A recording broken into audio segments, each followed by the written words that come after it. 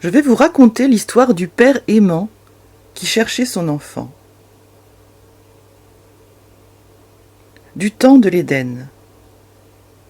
Le 6e du mois de Tammuz, la une d'un journal titre. Un père habitait en parfaite harmonie avec ses 3 jeunes enfants. Orith, Géoula et Caris, la fille, la Benjamine, dans une magnifique maison. Tout dans cette maison et dans le grand jardin attenant était fait pour le bonheur et l'épanouissement de ses habitants.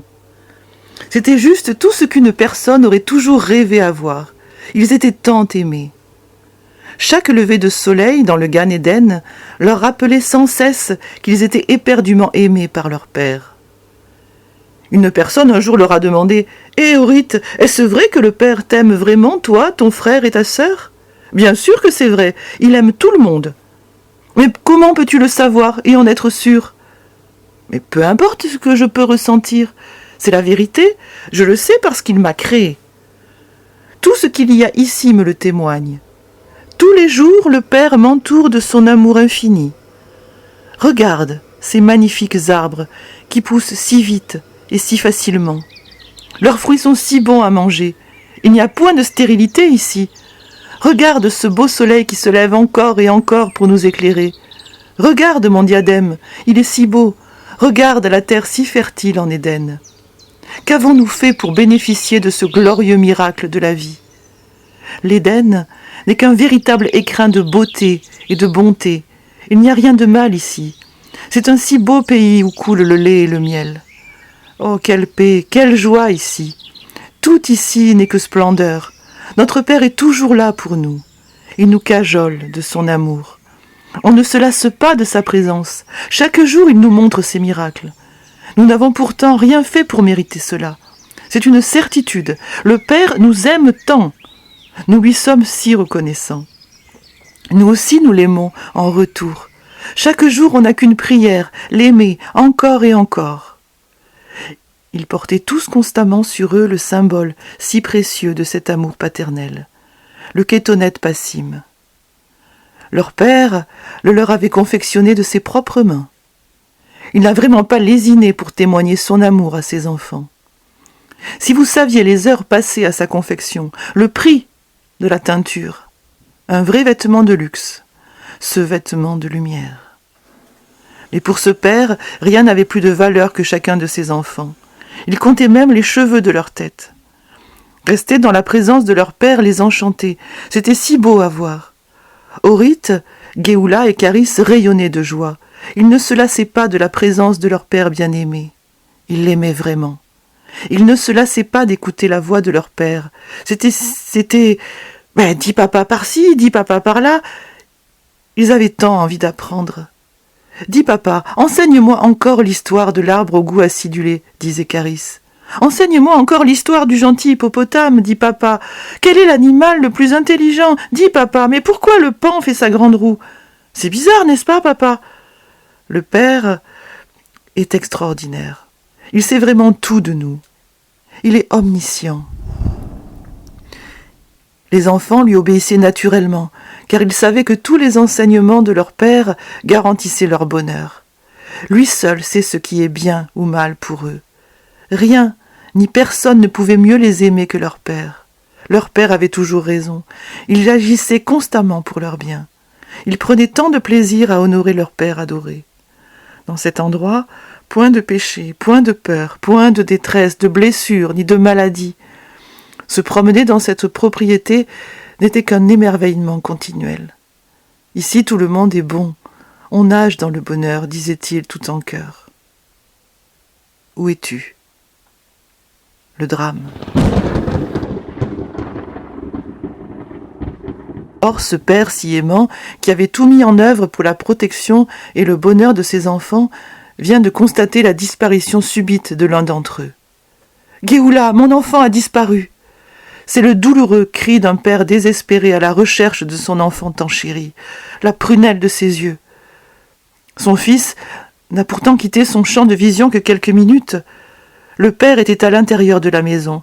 Il ne l'a laissé jouer seul dans leur splendide et immense jardin qu'un moment. « Caris, que s'est-il passé? As-tu vu Géoula ?» On a entendu au loin un étranger appeler et parler. Géoula est malheureusement parti. Après, on ne l'a plus revu dans le jardin. Mais c'est terrible, c'est si triste, je m'en veux. J'aurais dû l'avertir.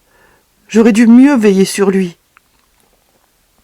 Pourtant, il leur avait toujours été dit de ne pas franchir la clôture tout seul. Il ne devait pas non plus répondre à l'appel d'un étranger. Malheureusement, Géoula a désobéi. Or, c'était sa seule limite. Il suffit parfois d'une seule erreur pour tout faire basculer dans notre vie. Parfois, notre destinée éternelle peut se jouer sur un seul mot, oui ou non. Cela même encore aujourd'hui. La rue de l'Éden bordait d'un côté une immense forêt très dense, sombre et aux mille dangers. Elle était le repère d'animaux sauvages, de rôdeurs, de pièges et de dangers en tout genre. Et ce père s'y est précipité, cherchant et appelant désespérément son enfant. Je cherche mon enfant. L'acharnement de ce père à retrouver son fils était incompréhensible. En effet, il avait déjà tout. Il lui restait encore 2 enfants. Mais rien ne pouvait l'arrêter dans sa quête. Ni le temps, ni les difficultés n'ont eu raison de sa persévérance. Les jours, les semaines, les mois et les années sont passés. Mais il criait encore et encore. « Géoula, Géoula, où es-tu » Un jour, on l'a interviewé. « Ne pensez-vous pas qu'il faut mieux arrêter de chercher Géoula ? Tant de temps est passé, comment pouvez-vous encore espérer ? Il n'y a plus d'espoir. » Chacun de mes enfants est unique. Chaque cellule de leur corps, chaque cheveu est unique. Sans Géoula, la famille n'est pas complète. Je dois absolument retrouver mon Géoula perdu. J'en pleure tous les jours. Je ne renoncerai jamais à le retrouver. Cela, quel qu'en soit le prix, dit le père. Il a de ce fait entrepris la plus grande entreprise de sauvetage au monde. Parler de la quête de son fils si aimé par son père dépasse vraiment ce que l'on peut imaginer. À la recherche de missionnaires d'espoir. Et ce père a utilisé tant de moyens. Ce père a parlé d'une manière si puissante sur une montagne, la montagne de Sion. C'était à la fois terrible et puissant. Des flammes de feu ont jailli, du tonnerre, de la fumée. Tous étaient saisis d'effroi. Oh ! Comment supporter cette voix ? Veux-tu être mon messager ?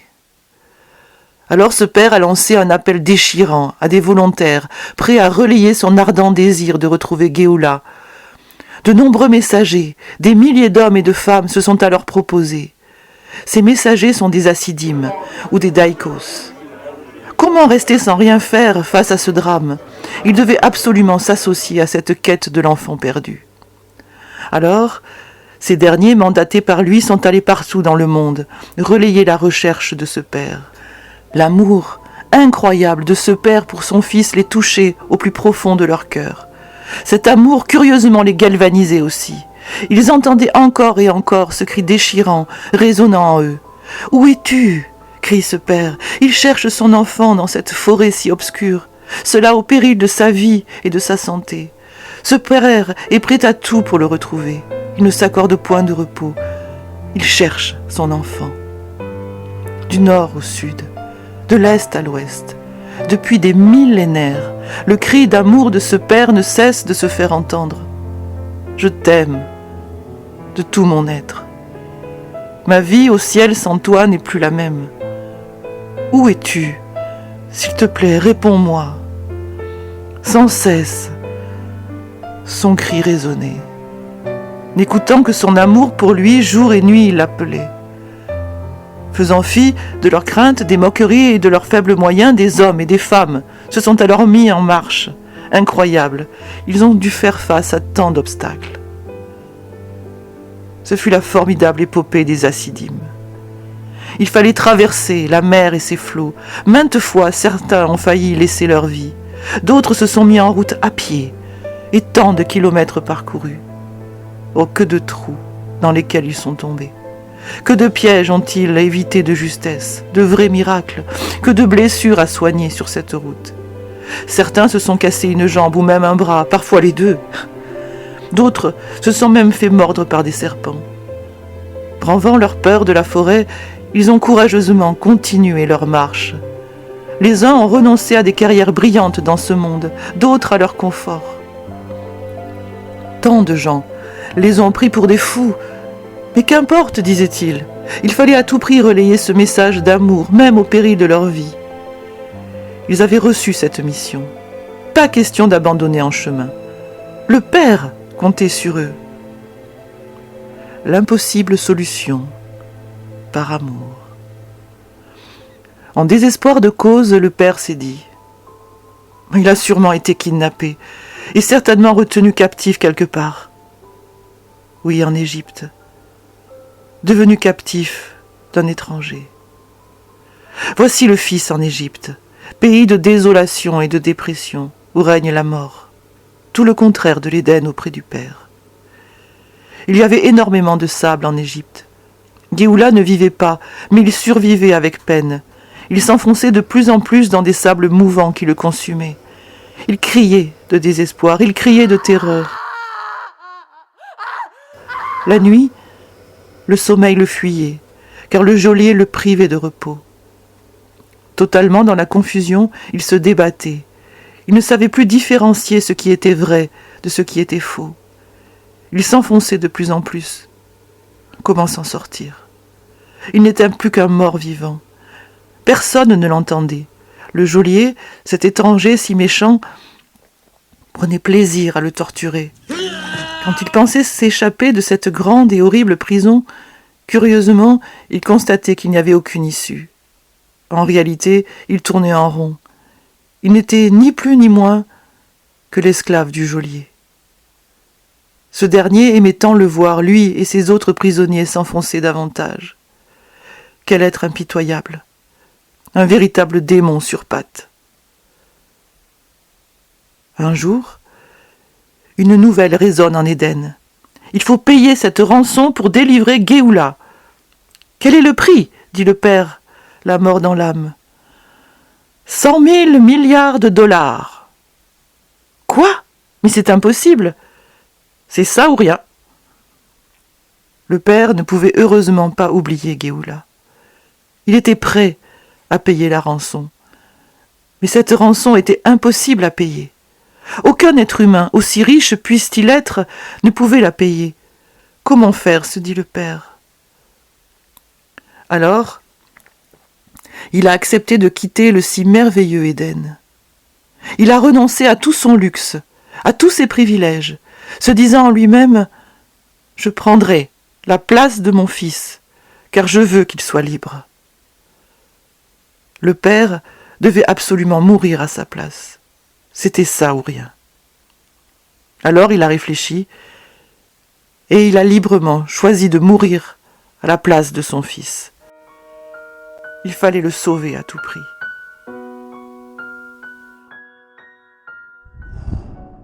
L'appel du Père. Sais-tu qu'il s'agit de toi dont on parle dans le récit cité plus haut? Géoula, c'est toi. Géoula, c'est moi. Dieu nous a tous créés. Il nous a placés dans un monde parfait au commencement. Mais notre ancêtre, Adam, a refusé de respecter l'unique conseil de Dieu. Il a désobéi en choisissant de faire ce qui lui plaisait. Il a décidé par lui-même ce qui lui semblait bon et mal. Il a péché. Or, en réalité, il n'y a que notre Créateur, le Dieu Tout-Puissant, qui sache réellement ce qui est bon et mal. Il avait suffi d'une seule fois à Géoula de décider du bien et du mal, et les conséquences furent dramatiques. La création tout entière a sombré dans le chaos. Tout a été plongé dans les ténèbres. Maintenant, nous tous, ses descendants, sommes comme lui. Nous n'arrivons plus à nous empêcher de commettre toutes sortes de mal ou de péchés à l'image du diable. Nous sommes tous perdus maintenant. Le geôlier, c'est Satan.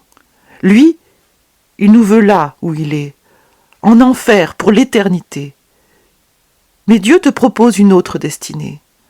Aujourd'hui, Dieu, notre Créateur à tous, te tend la main, quel que soit ton âge. Il te cherche, car il t'aime de tout son cœur. Qu'importe ta situation, quand bien même père et mère t'ont abandonné, lui ne t'abandonnera jamais. Une femme oublie-t-elle l'enfant qu'elle allait? N'a-t-elle pas pitié du fruit de ses entrailles? Quand l'oublierait-elle? Moi, je ne t'oublierai pas. Voici, je t'ai gravé sur mes mains. Tes murs sont toujours devant mes yeux, promet-il dans le livre d'Ésaïe. Tu es le choix de Dieu. Il a un rêve pour toi, faire de toi son enfant et accomplir ses plans à travers toi. Tu es né pour vivre le rêve de Dieu pour toi.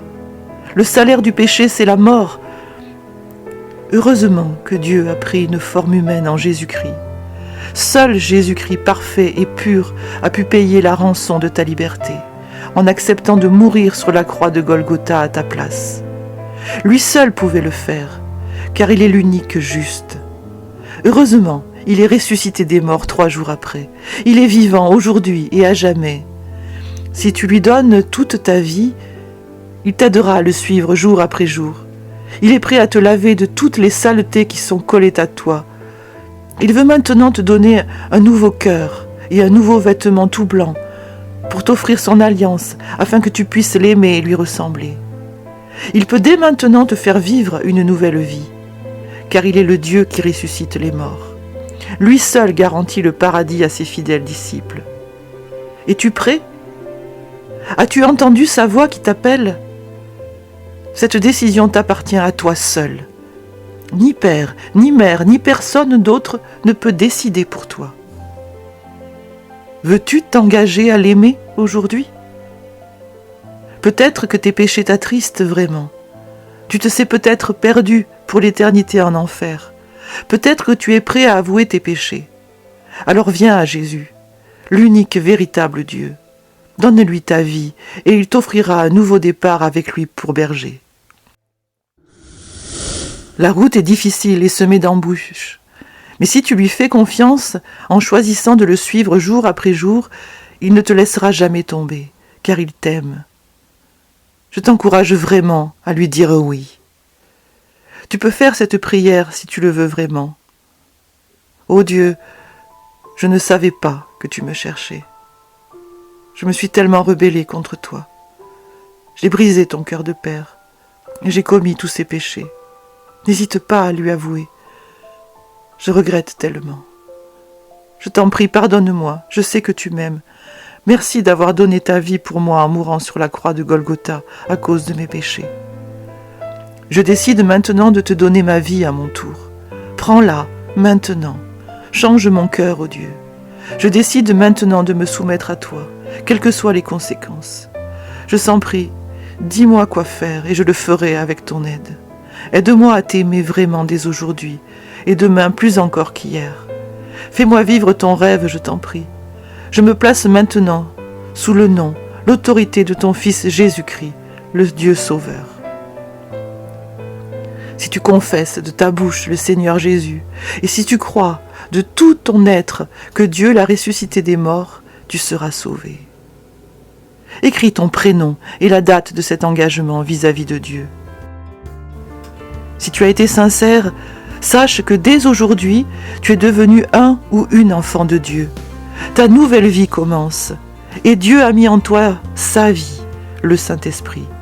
C'est cela, naître de nouveau en Christ. Tu peux devenir toi aussi son messager ou sa messagère d'amour, un ou une acide, comme le dit plus haut. Je t'invite à découvrir la lettre d'amour de ton nouveau Père céleste Jésus-Christ, la Bible.